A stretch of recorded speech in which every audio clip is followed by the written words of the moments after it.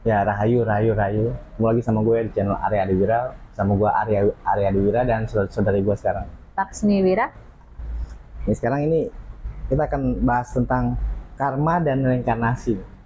Ya, Agak berat ya. agak berat ya. Kita ambil garis besar dulu aja dah. Karma itu kan sebenarnya hukum sebab akibat ya.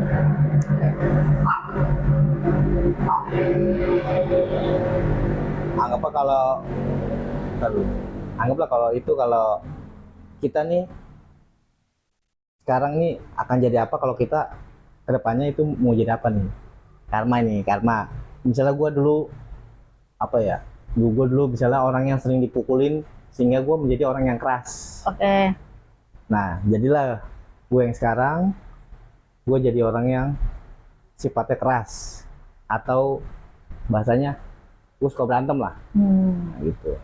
Nah sekarang coba kita dengar dari lo nih, gimana nih Karma ya. Karma itu sebenarnya menurut gua ini Iya. ya, itu kan sebab akibat ya. Yes. Tapi dari karma ini bisa ngebentuk seseorang atau merubah karakter seseorang. Bisa jadi itu jadi karena trauma, Iya. bisa jadi seperti itu. Tapi kebanyakan karena trauma sih sebenarnya ya. Kadang ada trauma-trauma kecil yang kadang orang itu nggak sadarin, jadi ngebentuk karakter dia yang Yes. berbeda. Kayak yang lu tadi ceritakan, gue misalnya nih dulunya suka dipukulin, akhirnya gue menjadi keras. Terus gue akhirnya menjadi sosok yang gampang marah atau gampang mukul orang. Iya. Kan jadi gitu kan sebenarnya. Kalau menurut gue karma itu bagian dari apa ya? Kalau dari ilmu psikologinya mungkin pengaruh ke karakter juga sih. Karakter juga ya. Karena itu juga sih ya, dari orang tua juga ngaruh ya. Betul. Karena itu kan yang membentuk kita, kan hukum karma itu kan tabur tuai. Mm-mm. Apa yang kita tanam itu yang kita tuai maksudnya ya. Mm-mm, mm-mm. Itu Karena kan, nih maaf gue potong ya. iya. Apalagi anak kecil ya kan. Anak kecil dibesarkan dengan keluarga yang harmonis dan keluarga yang mungkin broken home, itu akan menjadikan mereka karakter yang sangat berbeda Oh iya sih. Iya. dari apa yang dia lihat kan. Iya. Yang dia lihat, anak kecil kan melihat dulu, mengamati dulu, dia merasakan, baru dia akan meniru. Iya. Anak kecil itu kan pandai meniru. Dia akan seperti apa? Misalnya, si bapak ini suka memperlakukan ibunya dengan kasar. Si anak ini misalnya anggap aja anak ini laki-laki. Mungkin suatu saat dia akan memperlakukan pasangannya seperti dia yang dia lihat, karena standar dia, oh bapak gua aja kayak gini dulu, bapak gua berarti boleh dong kayak gini. Iya. Atau mungkin juga kebalikan, karena gua nggak mau gue kayak bapak gua harus memperlakukan ibu gua seperti ini.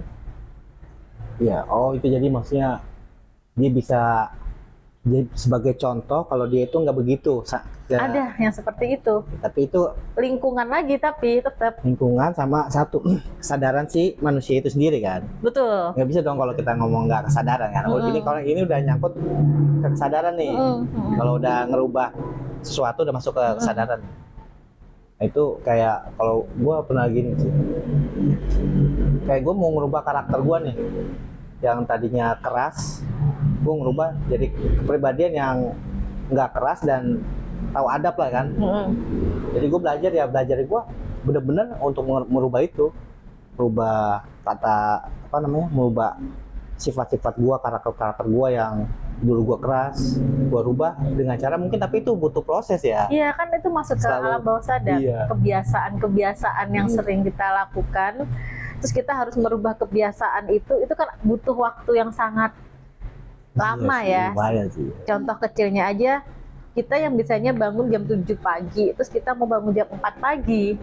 Itu kan butuh proses untuk terbiasa sampai akhirnya kita tidak butuh alarm lagi untuk bangun jam 4 pagi itu. Iya benar. Nah, itu kan karena sebenarnya kan kalau menurut gua tubuh itu pinter Iya benar. dalam merespon atau merekam apapun. kita menyeting apapun tuh pinter. Saat kita sudah terbiasa, kita tidak perlu lagi dengan alarm itu, tubuh kita otomatis akan bangun. Pernah kan? Pernah sih. Lu bangun pagi, lu bangun lebih awal daripada alarm lu bunyi. Iya. Ya kan? Nah, Itu kan sudah masuk ke alam bawah sadar karena kebiasaan-kebiasaan itu tadi. Sama seperti karma, seperti itu. Kan banyak orang yang mungkin hanya paham karma baik, karma buruknya cuma segini, kita harus berbuat baik biar nanti kita dapat hal yang baik juga. Standarnya kan standar gitu. ya. Kalau karma buruk, lu dulunya suka ngebully orang sih, makanya sekarang lu diginiin sama orang. Iya. Sebenarnya nggak apa-apa, pengetahuan itu cukup itu untuk mengatur perilaku manusia ya tentang karma baik, karma buruk itu, agar kita punya batasan. Kalau kayak gini ada resikonya loh. Iya benar sih. Kayak gitu. Kesadaran juga masuk kan. Masuk kesadaran. Karena kan kesadaran itu dasar dari manusia ya sebenarnya. Dasar dari, iya benar, itu dasar banget sih. Dasar banget, semua manusia diwajibkan untuk berkesadaran sih sebenarnya. Iya. Bukan untuk disarankan ya, tapi Iya. udah diwajibkan sih ya, menurut gua sih ya. Dan ini karma juga kan ada nih, ada karma dari kita, ada karma dari orang tua nih. Nah, contohnya apa sih karma yang kita nggak lakuin tapi contohnya pas kita ngelakuin, pas kita jalanin ternyata ini karma dari orang tua.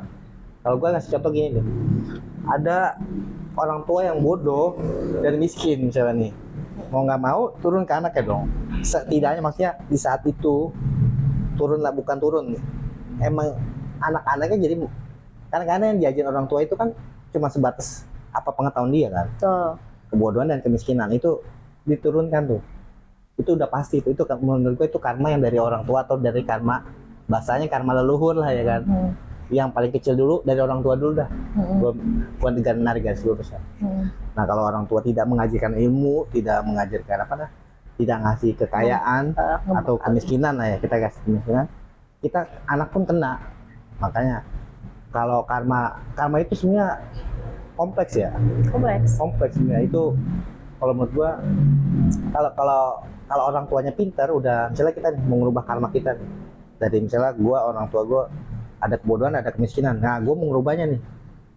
Itu butuh proses yang gila dulu, yang proses yang wah, jatuh bangun itu lebih parah daripada anak-anak yang udah punya privilege dari orang tua. Anggaplah dia udah, gua nggak ngomong kaya dah, anggaplah dikasih ilmu yang bagus sama orang tua dah.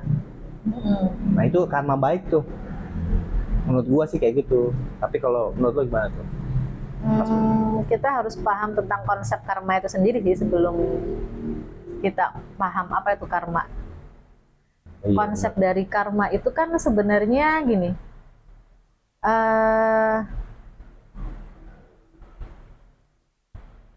orang tua punya karma, leluhur punya karma, nenek moyang punya karma, kan akan terus turun ke emang. Nah, turun ke generasinya ini. Ini kan ada konsepnya yang disebut masuk ke dalam DNA. Iya benar. DNA, masuknya dari DNA melalui kelenjar pineal. Itu kan merekam semuanya. DNA itu kan masuk dalam apa aja sih yang masuk di situ, kan masuk kayak kemampuan, termasuk karma. Berarti karma baik ya, Karma baik, karma buruk, gitu kan. Nah, kalau misalnya ada orang tua yang sudah tahu nih dia punya karma, anggap aja karma dia tentang dulu waktu dia masih kecil, dia susah disuruh sekolah, misalnya nih, dari orang tuanya, berarti si nenek atau kakeknya nih ya. Di tengah-tengah perjalanan, umurnya dia udah punya anak nih, dia tahu, kok gue jadi kayak gini ya, karena gue dulu nggak nurut sama orang tua. Di situ kan ada kesadaran di dianya sendiri. Banyak kejadian, akhirnya dia memutuskan untuk gimana caranya gue harus nyuruh anak gue biar nggak jadi kayak gue. Banyak kok orang-orang yang orang tuanya hanya misalnya, mohon maaf nih ya, kayak misalnya narik becak aja gitu. Tapi anaknya jadi apa? Bisa jadi dokter. Yeah. Nah, berarti kan ada yang dirubah berarti kan? Nah, dari si orang tuanya Seorang tuanya ini, dulu dong, ya kan? kan dia berkesadaran di Iya. tengah-tengahnya Nah, itu. ya maksudnya ini kan maksudnya ke orang tuanya udah nih gue pokoknya anak gue harus sukses. Dia kan ada apa? Ada perbuatan yang dilakuin, ada karsa yang dilakuin itu untuk anaknya itu sukses. Ini kan Dia kan memutus karma di situ. Iya, proses ini kan tapi butuh perjuangan yang Iya. benar-benar wah udah banting tulang lah, kepala di kaki di kepala, Iya, pokoknya betul, disitulah betul. untuk mencapai anak itu sukses. Berarti kan diputusin di dia, Iya, betul kan? dia memutuskan untuk memutuskan karma di dia. Iya, sehingga anak-anaknya tidak merasakan itu. Nah itu iya benar kalau itu paham kalau berarti kan itu namanya penyelesaian karma. Dia penyelesaian karma. Iya kan, penyelesaian karma supaya anaknya nggak begitu jadi dia yang mengorbankan dirinya untuk keturunannya nanti ke depan Betul. udah sukses, maksudnya kayak gitu kan. Iya. Ada juga orang kaya yang mungkin yang lu bilang tadi dia punya privilege misalnya. Si anak ini bapak ibunya udah kaya dari lahir nih misalnya. Tapi kan dia tidak semerta-merta ya sudah dia kaya nanti bakal jadi kaya, enggak. Dia kan Betul. pasti juga ada usaha-usaha untuk bagaimana mempertahankan si kesuksesan ini. Dan gimana caranya biar anaknya juga melakukan hal yang sama Iya. seperti dia. Sebenarnya untuk apa ya, perjuangan atau perjalanan, kalau menurut sudut pandang gua sama antara orang yang tidak memiliki privilege dengan orang yang memiliki privilege. Karena perjalanannya mereka akan berbeda, ujian mereka akan berbeda. Iya pasti. Mungkin kalau yang satu tadi, yang dari orang atau si bapaknya yang kerjanya hanya tukang becak misalnya, dia kan ada perjuangan di situ juga sama. Anaknya juga ada perjuangan di situ. Pasti. Bagaimana caranya dia harus lulus, bagaimana dia harus bekerja menjadi orang yang pintar atau sebagaimana, kan ada perjuangan juga sama. Nah, dengan orang yang dibesarkan dari keluarga yang kaya, anggap aja, di situ juga ada perjuangan dari dia. Iya benar. Jadi kita tidak bisa, kalau menurut gua privilege itu dilihat dari apa dulu. Misalnya dia dari finansial, oke, dia di finansial dia mampu lah ya. Tapi ujian dia juga pasti akan luar biasa, berbeda dengan kadernya yang si satunya ini. Iya jelas. Dengan ujian yang berbeda, tapi perjalanan yang ditempuh, yang dia alami juga sama. Cuman bedanya yang mereka ini mau terus bertahan, terus jalan, atau dia menyerah di tengah-tengah. Atau dia tidak mencoba lagi, akhirnya menyerah. Ya, gagal, anggap aja ya. Kayak misalnya dia orang kayak, udahlah capek ternyata ngurusin bisnis ini, udahlah gue nggak mau lagi ngurusin, gulung tikar bisnisnya. Sama kan dengan ini, sebenarnya kadarnya sama, tapi karena kan yang gue percaya Tuhan itu kan menguji makhluknya sesuai dengan kemampuan. Iya benar. Tidak peduli bagaimana dia backgroundnya, tetap akan ada yang namanya ujian-ujian dengan takaran-takaran yang berbeda. Iya sih. Entah itu dia punya privilege, entah itu dia nggak. Privilege itu kan dilihat dari sudut pandang yang mana. Dan gue juga ada dua nih, gue punya pemikiran kalau privilege itu ada dua. Ada yang bapaknya kaya, hanya menurunkan kekayaannya sama anaknya dan keturunannya, hanya ya. Dan ada yang kedua nih, dia menurunkan ilmu dan kekayaannya ke anak-anak atau generasinya. Nah ini ada dua perbedaan yang gue pikirin ya. Soalnya ada beberapa hal yang misalnya si bapak itu hanya mengasih kekayaannya doang, tidak memberikan ilmu, sehingga kan si anaknya itu juga kayak ngerasa udah aman terus, nggak pernah ngerasain susah, nggak pernah apa, tiba-tiba jatuh dia kaget. Nah itu kan dia belum mungkin nanti dapat ilmu di perjalanan dia, tapi kan di saat ini dia kaget. Iya. Ya kan, karena si bapak itu tidak mengajarkan atau si orang tua itu tidak mengajarkan sama si anak tentang ilmu. Kalau menurut gua sih. Tapi tetap sih bener kata lu, perjalanan tetap ada. Tetap ada. Ujian juga tetap ada. Dan beda-beda, emang setiap levelnya berbeda kan. Yang si miskin kah, si kaya, dan si kaya yang mempunyai ilmu kan berbeda tuh perjalanannya kan. Pasti beda. Iya. Tapi tetap mereka akan merasakan perjalanan itu. Pasti. Masalahnya, apakah si manusianya ini belajar dalam perjalanannya atau tidak? Atau dengan kesadaran. Kan dengan kesadaran lagi kan berarti. Ujungnya masih ke situ lagi. Kalau dia tetap bertahan, berarti dia dengan menggunakan kesadaran. Dia tidak takut gagal. Iya. bagaimanapun dia yang hadapin, karena dia tahu tujuan dia mau mencapai tujuan yang mana nih, dia sudah tahu resikonya pasti sih. Kalau menurut gua kayak gitu, POV kita aja nih ya. Iya. Disclaimer, ini menurut kita, pemahaman kita dan apa yang kita pelajarin ya. Betul. Dan Kadang kan orang cuma mikir karma itu sesimpel itu. Tapi nggak masalah, itu juga bagus sih buat batasan kita untuk melakukan hal-hal baik dan hal yang buruk ada batasannya. Oh, kalau hal buruk itu ada ini loh imbasnya, hal baik oh nanti kayak gini. Jadi kan orang jadi tahu di situ aturan itu. gue juga pernah dengar kata-kata Lasmi Wira nih, dia keren ngomongnya. Karma itu ada dua, ditenangkan sama diselesaikan. Coba silahkan jelasin. Ini gue dapat pengalaman dari kata tadi itu, gue jadi belajar ya. Coba jelasin. Diselesaikan dan ditenangkan, iya. Darinya diselesaikan dan ditenangkan itu dua hal yang berbeda. Iya. Kalau diselesaikan itu pasti sudah pernah ditenangkan. Tapi diselesaikan ditenangkan belum tentu diselesaikan. Coba kasih contoh. Contohnya gini. Ada si A, dia mendapatkan suatu masalah atau anggap aja trauma. Ya kan? Traumanya apa nih misalnya? Anggap aja traumanya dia takut akan takut naik motor jatuh. Trauma, dia pernah jatuh nih misalnya. Akhirnya dia memilih untuk gue nggak naik motor dulu, gue takut jatuh lagi. Udahlah, gue gini aja, gue naik ini atau gue nebeng ini, gitu. Misalnya kayak gitu. Sudah selesai sampai di situ. Gue nggak mau lagi, sudah.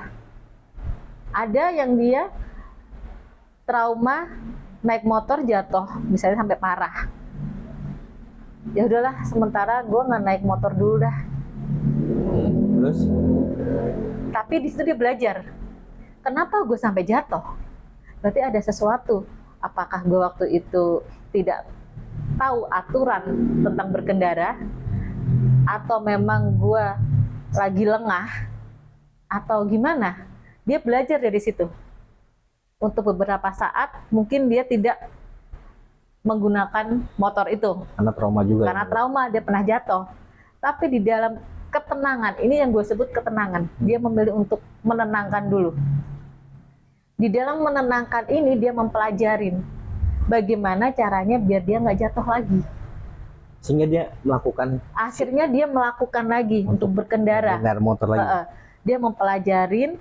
Oh, berarti gue harus hati-hati. Oh, gue mempelajarin. Oh, kalau lampu merah harus berhenti nggak? Oh, kalau lampu hijau ada ini. Jadi dia belajar di situ. Dia menyelesaikan itu yang namanya trauma. Dia menyelesaikan karma dia. Sedangkan yang satu, dia hanya menenangkan sudah. Sampai akhir pun dia tidak bisa naik motor lagi. Karena dia dalam menenangkan ini dia tidak mengambil pelajaran apapun. Dia cuma takut jatuh gua. Udah, situ selesai. Mentok situ aja. Mentok di situ. Tapi kebanyakan orang itu memilih untuk hanya menenangkan sebuah masalah. Anggap aja karma itu masalah, ya kan? Dia hanya menenangkan aja, udah. Ya udahlah, aku nggak mau lagi. Ya udahlah, nggak mau. Dia hanya menenangkan aja sementara. Benar. Dia lupa untuk menyelesaikan. Akhirnya si masalah ini numpuk menjadi trauma-trauma yang membuat dia nggak sadar. Dari trauma ini akan muncul sebuah karma. Dia akan berhadapan dengan hal yang baru lagi, hal yang sama maksudnya, hal yang sama lagi, yang sama tanpa dia tahu bagaimana menyelesaikan. Oke lah, karma itu terulang lagi. Terus terulang lagi, walaupun berbeda-beda yang dia temuin, tapi masalahnya akan sama. Gue juga punya pengalaman pribadi ya. Gue belajar dari kata-kata lo itu, karma itu ada dua, ditenangkan sama diselesaikan. Okay. Nah satu kan gue anggaplah gue judi ya. Nah gue judi itu gue kira di saat yang pertama kali itu gue udah kelar tuh. Gue pikir gue udah kelar setelah gue udah nggak judi lagi dah. Ternyata kan itu gue hanya menenangkan sehingga kalau pas gue dapat duit yang lebih banyak lagi, terus gue masuk lagi ke judi itu, berarti kan gue masih belum kelar tuh kan. Belum. Nah di situ gue berpikir tuh, oh ternyata gue kemarin tuh hanya menenangkan, bukan menyelesaikan. Nah situ gue belajar tuh, oh jadi gue juga belajar dari pengalaman orang juga. Oh ternyata orang-orang yang ngerasa udah, anggaplah gini, gue mengibaratkan mereka-mereka yang gue udah bertobat tapi mereka melakukan lagi, itu kan karma tuh ya maksudnya ya. Gue udah bertobat tapi mereka melakukan lagi, bertobat melakukan lagi, kan berarti karma itu berulang tuh bahasanya ya. Berarti oh mesti diselesaikan. Bahasa selesaikan itu kan enggak segampang apa yang kita ucapkan. Enggak. Itu kan proses tuh. Karena di dalam diselesaikan itu kita akan diuji lagi. Iya pasti ada. Kita akan menghadapi hal yang itu lagi nih. Di sini nih pilihan kita nih. Pilihan kita lagi nih. Kita meneruskan atau kita sudah enggak udah tahu. Nah, berarti kan sebenarnya garis besarnya di sini menenangkan itu adalah belajar atau mengambil pembelajaran dari kesalahan yang pernah kita lakukan. Di dalam menenangkan itu ada itu loh sebenarnya, bukan menenangkan itu menghindari, bukan. Iya. Nah, makanya ada kata menenangkan dan menyelesaikan. Kalau menyelesaikan sudah pasti sudah melewatkan yang namanya menenangkan. Tapi kalau menenangkan belum tentu dia menyelesaikan. Berarti sebenarnya bahasa menenangkan itu proses untuk penyelesaian. Betul. Ya, bahasanya ya. Kita butuh jeda untuk diri kita atau ruang untuk diri kita mempelajarin apa yang membuat kita jatuh. Bahasa tenang itu jangan berhenti di tenang doang ya. Iya. Bahasa karma itu kan ada beberapa orang yang menganggap gue udah nyelesain karma kok, tapi dia hanya ditenangkan doang bahasanya. Iya. Dia pas berulang kok berulang lagi ya? Kenapa ya? Nah kadang-kadang orang yang dengan mungkin kesadarannya yang rendah ya, mereka pikir gue udah kelar tapi kenapa gue dikasih gini lagi ya? Padahal sebenarnya tanpa mereka sadari itu karma itu belum kelar. Seharusnya belum kelar. Tapi kan terkadang gue pun kayak gitu, gue ngerasa keulang lagi nggak mau gue.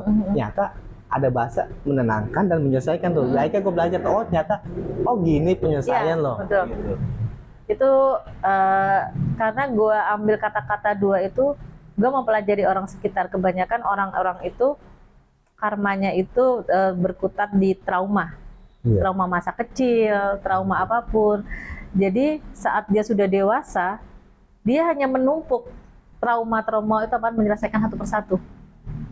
Kalau mau diselesaikan. Iya, dia tidak menyelesaikan satu persatu. Jadi kayak numpuk sampai akhirnya menjadi masalah buat dia. Entah itu perubahan karakter dia, jalan hidup dia. Nah, di situ apa yang salah di sini kan perlu diurai lagi. Makanya kan ada kata-kata berdamailah dengan diri sendiri atau masa lalu. Yes. Karena dari situ sebenarnya awal untuk menyelesaikan karma ya. Kita berdamai dengan diri kita yang dulu untuk menjadi kita yang sekarang. Dan menurut gue juga yang karma yang lo bilang tadi yang ditumpuk itu kan belum kelar, sehingga kita anggaplah kita udah nggak ada nih.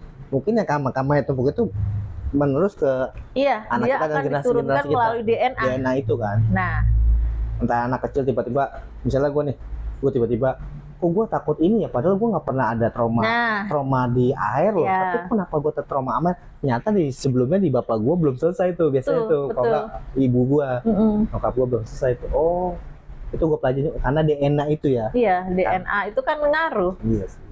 Nah mungkin kan tadi itu DNA kan ngebawa banyak hal. Iya. Termasuk bakat. Iya, bakat juga. Kemampuan kita.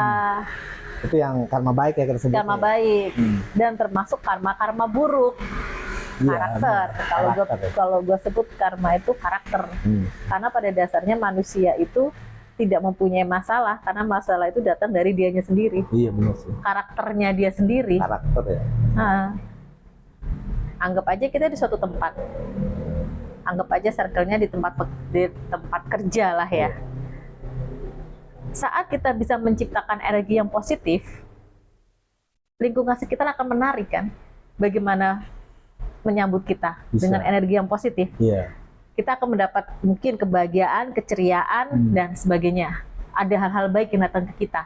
Tapi saat kita datang membawa hal yang buruk atau negatif, itu juga akan menarik sama. Ada hal-hal yang membuat kita menjadi mungkin orang nggak respect ke kita, orang kesel, hal-hal buruk datang terus, atau yang disebut namanya kesialan atau sebagainya. Sebenarnya yang membuat ya si manusianya itu sendiri. Semua masalah itu datang dari manusia itu sendiri. Makanya gue sebut atau gue simpulkan karma itu adalah karakter si manusia itu sendiri. Dan bahasa positif juga nggak bisa, kalau misalnya datang dengan lo yang bergembira positif, ada laku juga kan yang lo lakuin. Iya, Jangan betul. hanya fat aja gitu kan. Enggak. Bergembira tuh kayak kita datang nih, misalnya satu ruangan, Iya. kita buka, kita dengan cerita, halo selamat pagi semua. Nah kita tidak, nanti yang mungkin tadinya dia muram, ada masalah di rumah, terus dia ngelihat kita cerita kayak, iya pagi, akhirnya kan dia mau nggak mau akan ikut kebawa di situ. Bawa energi positif ya. Nah begitu. Iya. Terus ada satu orang, misalnya di satu tempat kerja ini dia ada masalah, dia suntuk banget, kusut lah ya anggap aja. Dia akan mempengaruhi juga energi sekitar. Jadi orang kayak, ini orang kenapa sih kayak nggak enak banget, mau deketin juga kita segen. Oh iya. Anggap aja kita mau beriin dia makan atau beriin dia kopi nih, kayak segen banget, malah dia mukanya ditekuk mulu, kenapa sih dia, kenapa sih misalnya. Terus ada nih reaksi dari teman dia yang mungkin care ya, kenapa. Nah ada pertanyaan kenapa, ini kan reaksinya akan berbeda-beda. Iya. Si yang punya masalah ini bisa dia lakinya bercerita, itu kan membawa positif. Mengeluarkan energi negatif. Akhirnya kan temennya juga, oh dia ada masalah, ini mau nggak beliin kopi nih gini. Iya. Ada juga nggak apa-apa. Nah itu jadi orang juga kayak, ini kenapa sih. Nah kalau kata orang zaman dulu itu menghalangi rezeki kan, yang tadinya mau dibeliin kopi nggak jadi nih. Gitu. Bagi contoh aja yang paling gampang yang kita pahamin lah ya. Itu sih menurut gue. Jadi karakter karma itu adalah sebuah karakter manusia itu sendiri. Jadi ada karakter-karakter dari leluhur kita atau dari nenek moyang kita yang belum diselesaikan menjadi karma buruk. Itu yang karma baik. Kalau karma baik kita nggak usah bahas lah, pasti kita tahu semua. Karma baik itu apa sih? Orang tua kita suka nyantunin anak yatim misalnya. Kita pun akan didatangkan kebaikan-kebaikan, pertolongan-pertolongan yang tidak terduga. Ya anggap aja itu adalah balasan dari karma baik orang tua kita. Ya sebenarnya itu bahasanya sih pahala ya. Iya. Tapi kan kalau kita langsung melogikakan karena sesuatu yang disebut itu nggak mungkin nggak ada penjelasannya. Kayak seperti pahala tadi kan. Kayak Betul. Ibu kita apa orang tua kita pernah ngasih satu ke anak yatim biar pahalanya banyak, kalau kata Ustadz mah. Ya itu benar, kata Ustadz benar. Nah pahalanya itu sebenarnya diturunkan ke anak-anaknya tuh. Sehingga anak-anaknya ada hal-hal baik. Ada hal baik dan dia mungkin bahasa apa? Dia mungkin tidak kekurangan bahasanya ya, karena dia si orang tua ini terlalu dermawan lah bahasanya. Kalau dilogikakan lagi, kan nggak semata-mata orang enggak. Dari kebiasaan orang tua itu memberikan atau berbagi, itu kan masuk ke alam bawah sadar si anak. Oh ya pasti sih itu. Jadi dia akan melakukan hal yang sama. Makanya dari itu jalan hal-hal yang baik datang ke si anak ini. Sebenarnya itu adalah jalan untuk mendapatkan hal-hal yang baik, bukan semata-mata misalnya orang tua dermawan ke orang terus kita nggak ngapa-ngapain, enggak sih. Enggak ya, itu enggak juga. Ada kebiasaan-kebiasaan yang gue bilang tadi, itu adalah sebuah karma baik dari orang tua yang diturunkan atau mendidik anak dengan baik. Jadi dia dermawan, dia nggak tegahan lihat orang, atau mungkin dia melanjutkan, dulu orang tua gue suka banget tuh nyantunin si Panti ini, si A, si B, si gue terusin sebagai bentuk meneruskan kebiasaan orang tua. Nanti kan feedbacknya ke si anak ini kan juga bagus. Dia meneruskan karma baik si orang tua. Nanti dia akan teruskan lagi ke anaknya, ke anak cucunya, ke cicitnya. Kan kayak gitu kebiasaan-kebiasaan. Makanya kan kalau kita bahas tentang warisan leluhur perlu dijaga, itu kan hal-hal yang baik sebenarnya. Jangan sampai kita meninggalkan budaya atau adat dari leluhur. Nah, itu kan kebiasaan-kebiasaan baik yang kita diwariskan agar kita mendapatkan hal yang baik juga, karena itu karma baik. Nah kalau gue tadi ngomongnya bukan maksudnya setidaknya walaupun anak itu nanti tidak mengikuti jejak orang tuanya, sering ngasih ke Pak Tanti ya, nggak sering ngasih, setidaknya dia masih dapat karma baik. Iya, ada pertolongan yang nggak terduga. Walaupun kecil lah, gitu kan. Setidaknya itu kan adalah, itu udah pasti itu pahala, itu kan karma baik kita. Iya. Tapi enggak serta-merta kita jadi 100% gitu. Iya, kayak gitu. Leh-leh gitu. Iya, betul. Itu karma. Ya sama kayak yang tadi lu bilang, Bang, ada privilege situ. Orang tuanya kaya, kalau cuma ngasih harta doang, nggak dikasih ilmu juga percuma. Iya, benar. Nah, mungkin dia hanya menikmati sesaat. Iya. Setelah itu habis. Iya. Nah, sama kayak gitu. Setelah pahala itu selesai untuk pertolongan untuk dia, kalau dia tidak ada kebaikan yang dijalankan lagi, ya sudah, gitu aja. Habis. Iya, menurut gua sih kayak gitu. Ya mungkin teman-teman di dunia tidak sudut pandang lain. Iya, bisa diskusi di kolom komentar aja kita ya soal karma. Dan ini satu lagi nih, reinkarnasi nih. Agak berat sih nih. Karena nyambung ya. Nah, nyambung Karma soalnya. reinkarnasi itu nyambung ya. Masuk ke sebenarnya. DNA sebenarnya kan. Iya. Soalnya bahasa reinkarnasi ini menurut lu gimana nih? Pas gitu. Ya reinkarnasi ya. Masalahnya nggak setiap orang itu percaya reinkarnasi sih. Tapi kalau menurut pandangan gua reinkarnasi itu ada. Iya. Reinkarnasi itu kan ada konsepnya kan melalui DNA juga. Benar itu. Apa namanya DNA itu? Ya itu disebut reinkarnasi kan? Iya. Reinkarnasi. Ya Yang itu. terekam di kelenjar pineal masuk ke DNA, terus akhirnya masuk ke DNA itu diturunkan dengan karakter tadi. Itu kan reinkarnasi juga. Karakternya kan masuk ke memori juga tuh. Memori, betul. Kan maksudnya kalau kita bahas lebih dalam kelenjar pineal itu kan menyimpan memori kan, menyimpan memori sehingga keturunannya itu mendapat memori yang sama sebenarnya seharusnya ya. Seharusnya. Memorinya sama walaupun dia tidak melihat secara langsung ya.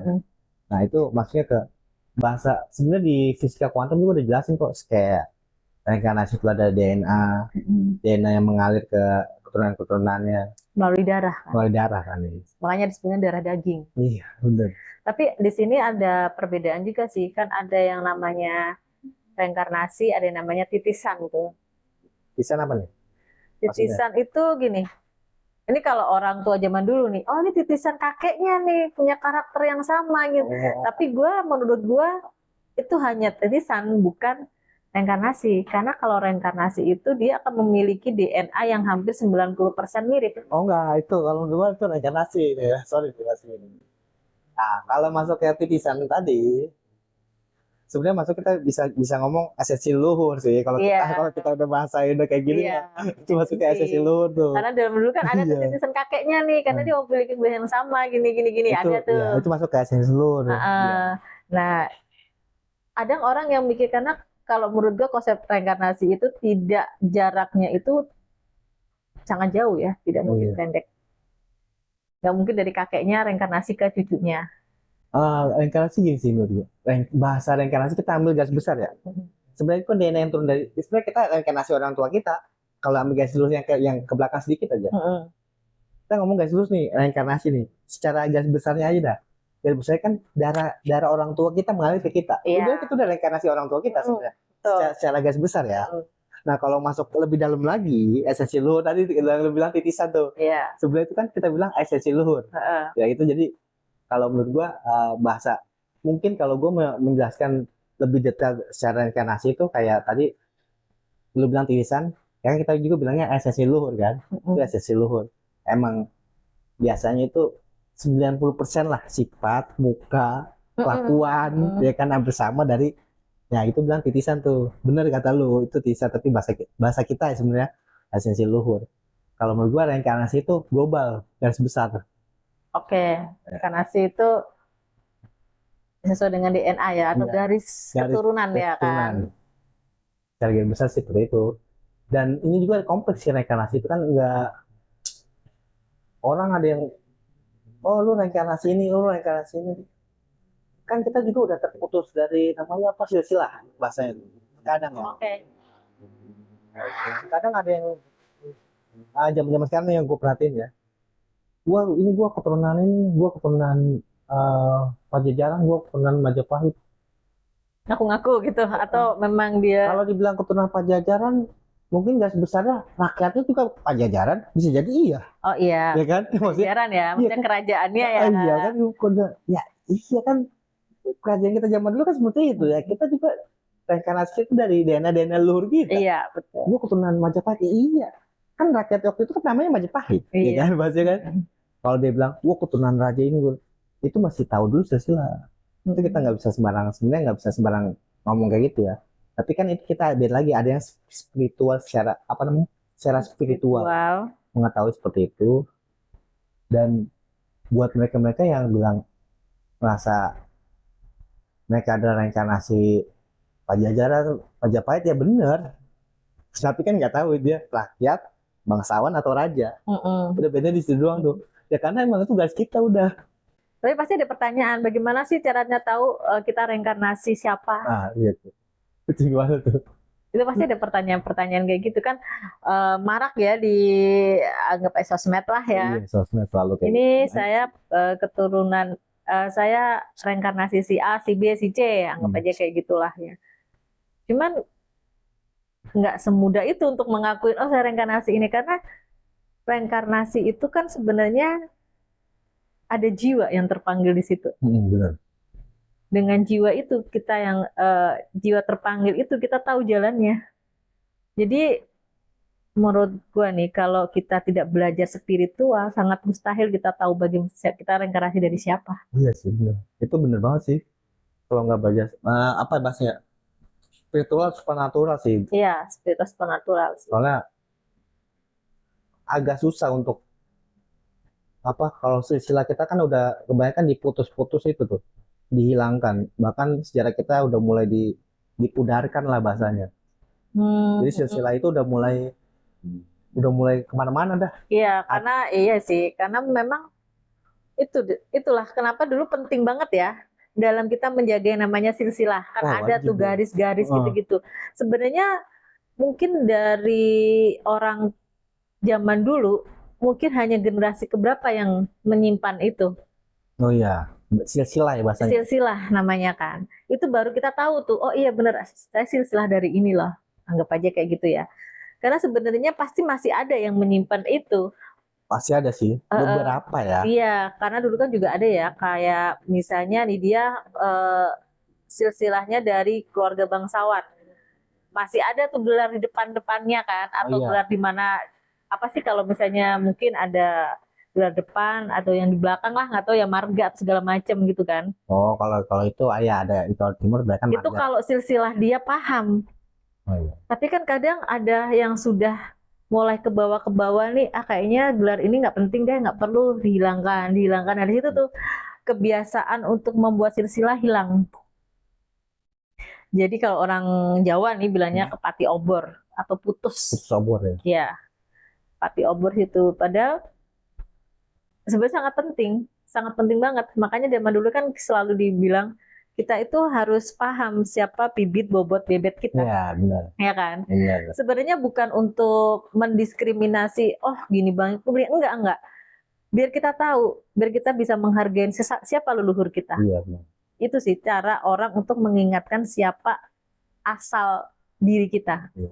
Bukan untuk menyombongkan ya, kayak siapa nih bibit bobot, enggak. Tapi karena dari situ juga DNA itu kan mengaruh banget kan. Makanya mungkin orang-orang zaman dulu itu saat mau menikah lah, anggap aja dilihat dulu nih bebet, bibit, bobot, latar belakang dia. Benar. Anggap aja para raja-raja lah ya. Dia kan nggak asal menikahin ratu, selir. Itu kan pasti ada bebet, bobotnya dulu untuk menghasilkan keturunan-keturunan yang berkualitas. Iya, yang berkualitas sama dia. Karena kan kalau gue pikir memang 80% kecerdasan anak itu kan dari ibu. Iya, benar. Nah, si ibu ini kan berarti dia harus memiliki bebet, bibit, bobot yang bagus. Anggap aja seperti itu untuk menghasilkan generasi-generasi yang bagus. Iya. Seperti itu. Tapi di zaman sekarang kan sudah terputus. Nggak penting, bibit, bobot, bebet. Padahal itu untuk mencetak generasi-generasi yang bagus. Putus, terkontaminasi. Nah, itu loh. Biar jadi untuk mengarahkan agak susah. Nah, biar apa sih? Ya ini kan ujungnya masuk ke iblis itu sendiri sebenarnya sih kalau menurut gua. Ya biar kita lupa juga. Biar kita lupa juga sama sejarah. Adat kita, sejarah kita itu seperti apa sih sebenarnya? Mungkin anak zaman sekarang ditanya tentang sejarah juga. Iya. nggak kayak zaman dulu ya. Nah, makanya budaya sih gue dan nandesin sih dalam setiap konten budaya itu mesti gua sama saudara gua Gian selalu nandesin budaya itu harus dijaga. Iya, dilestarikan. Jangan sampai putus. Walaupun nanti kita seandainya ada budaya yang buruk, kan kita bisa mempelajari, Mm-mm. ya kan? Sebenarnya dari budaya itu kita masuk dulu budayanya, Mm. tapi kebanyakan budaya itu pasti membuat membuat kita itu untuk berpikir seharusnya. Betul. Budaya itu kita lestarikan tapi dengan kesadaran juga. Iya. Kan ada penyerapan di Mm-mm. situ kan. Soalnya kan ada sekarang udah budaya udah banyak nih kontaminasi budaya nih. Iya. Kayak budaya korupsi itu kan sebenarnya bukan budaya itu, bukan budaya kita itu budaya. Itu menurut gua karma ya. Iya, Itu karma. Itu masuk ke karma lu sih, ya sih. Mm-mm. Kalau itu udah Itu banyak. karma. Karena nggak bisa dianggap kita budaya ya. Itu Iya. budaya nggak seperti itu. Karena Tapi menurut kan ada gua orang menganggap Indonesia tuh budayanya korupsi loh. Nah, makanya itu masuk ke kayak tadi yang lu bilang tuh, masuk karena ke karma itu. karena dilestarikan. Iya, kan dilestarikan. Jadi masuk seperti kayak Iya. budaya. Iya. Padahal enggak, itu karma buruk yang harus diselesaikan. Iya. Dan itu susah. Oh, itu. Karena itu karma, menurut gua karma buruk yang besar ya untuk diselesaikan. Karena terstruktur kan. Terstruktur rapi si korupsi itu terstruktur rapi. Sehingga kalau udah masuk ke bawah aja mau ngomong ikut. Nah, itu makanya sebenarnya budaya sama kayak gitu. Bukan budaya yang jelek tadi ya. Anggap budaya-budaya kita nih. Kayak budaya apa sih? Budaya kayak kita sebenarnya sopan santun juga kan budaya ya. Adab. Adat itu adat istiadat. Itu kan yang mesti kita lakuin. Sebenarnya adab sini yang agak rentan sih. Soalnya kan bukannya karena si anaknya, sebenarnya karena teknologi juga menurut gua nih. Teknologi juga kayak sekarang zaman sekarang jarang sih kita ngeliat anak kecil yang seumuran mungkin SD, SMP yang main bareng kan. Sekarang udah mulai jarang kan. Karena udah mainnya handphone terus. Iya, gadget. Ya itu kan sih yang bikin. Jadi kita diputus, yaitu cara pelan-pelan putus obor seperti itu sebenarnya. Budaya diputusin obor, budaya diputusin kayak gitulah, sejarah. Agak miris sih kalau di zaman sekarang. Makanya zaman sekarang itu sebenarnya untuk penyelesaian karma itu agak susah ya. Kita pun sebenarnya susah. Kita pun juga susah, susah banget gitu. Cuma kan itu pilihan, mau menyelesaikan atau tidak. Seperti itu aja sih. Kadang orang juga setiap ada masalah dia bukan melihat kenapa saya bisa mendapat masalah ini. Iya, benar sih. Apa yang salah dengan saya itu susah. Apa yang salah sama gue ya? Kok gue kayak gini-gini aja? Enggak. Kadang orang tuh berpikir, kenapa sih orang selalu ngeremehin gue? Kenapa sih orang kayak gini sama gue? Kenapa sih kayak gini? Dia hanya melihat dari reaksi orang tanpa tahu penyebabnya apa orang itu bereaksi. Sebenarnya bahasanya refleks diri ya. Introspeksi lah ya, gitu. Sering-sering introspeksi gitu. Karena emang benar tadi lu bilang kebiasaan itu kan maksudnya karma sebenarnya. Secara nggak langsung ya. Karena udah apa yang dia lakuin terus karakternya. Merubah kebiasaan baik jadi kebiasaan buruk jadi kebiasaan baik kan butuh kesadaran di tengah-tengahnya. Nah, itu kesadaran. Proses penyelesaian. Nah, prosesnya itu juga nggak gampang juga. Iya, dibutuhkan ya. Kita nggak akan bilang setiap orang itu sama, tapi setiap orang itu punya takarannya masing-masing. Iya. Jadi kita nggak bisa nyamain, lu enak kayak gini, enggak. Setiap orang itu punya kadarnya masing-masing, dan gue yakin setiap orang itu juga jatuh bangun menyelesaikan dengan tingkatan yang berbeda-beda ya. Dan bahasa, lu enak itu dia udah main block menurut gua. Iya. Lu enak, nah itu dia udah main block tuh sebenarnya tuh tanpa dia sadari. Lu enak. Padahal di dalam proses yang dia lihat itu orang itu enak, dia nggak tahu prosesnya, dia nggak tahu kan. Hanya lihat hasilnya. Hasil doang. Nah itu kan, tapi kalau refleks ke masyarakat yang melihat seperti itu kan, emang kebanyakan yang mereka melihat hanya hasil, bukan proses. Jerih payahnya ya, prosesnya dia jatuh banget. Mereka masa bodoh nih kayak kita sekarang ini. Nih misalnya kita nih tanggal sekarang ini tanggal berapa nih? Sebelum pasti upload ini kita nanti viewer kita berapa, subscribe kita berapa nih? Dia masih bodoh mereka nih. Tapi nanti kalau udah subscribe udah gede, udah apa nih, baru mereka nanti subscribe udah gede, mereka ngeliat hasil. Subscribe-nya udah gede, viewernya udah banyak, baru mereka nonton tuh, ya kan? Mereka hanya lihat hasil nanti ke depan. Ini kayak gini kan udah sebenarnya kita mungkin yang nonton mungkin masih sedikit ya. Nah kalau udah banyak, baru mereka ngeliat, keren banget jadi dia ya. Nah itu kayak kita ngeliat si YouTuber Indonesia lah ya kan. Tapi kita nggak tahu tuh prosesnya. Waktu dia prosesnya, coba lihat video-video lama dia. Nah, itu tuh baru Iya. tahu tuh, oh ternyata dia rutin banget ya bikinnya kayak gini ya ternyata dia. Nah, Dia nggak tahu itu kan editnya pasti. gimana, Nah, dia kita nggak- taunya waktu dia sudah Udah. naik aja. udah hasilnya ya Heeh, iya sih. kayak gitu. Tapi kan itu perjalanan, Itu perjalanan. pilihan lagi sih, mau terus atau berhenti. Sama kayak itu ujung-ujungnya karma, penyelesaian karma kan. Mm-mm. Kita mau menyelesaikan. Menenangkan atau menyelesaikan? Iya, iya, menenangkan lah. Kalau dia Menenangkan aja atau menyelesaikan nih? kalau dia betah di menenangkan, ya mau nggak mau nanti akan terulang lagi tuh. Iya. Terulang numpuk. lagi, terulang lagi, terulang lagi. Dan iya, menumpuk itu karma-karma yang lain ya. Iya, menenangkan lain, itu kan karma hanya lain ya. menghindari aja Iya. sebenarnya. Dalam ini ya arti negatifnya, Iya. dia menghindarin aja, tapi dia tidak belajar dari menenangkan ini apa sebenarnya. Iya. Dia tidak menemukan solusi untuk menyelesaikan. Benar. Seperti itu kalau reinkarnasi. Reinkarnasi itu sebenarnya pembahasannya agak dalam ya. Agak dalam sih sebenarnya. Karena Seharusnya. itu akan menyangkut tentang jiwa-jiwa leluhur, perjalanan, ya kan? Iya.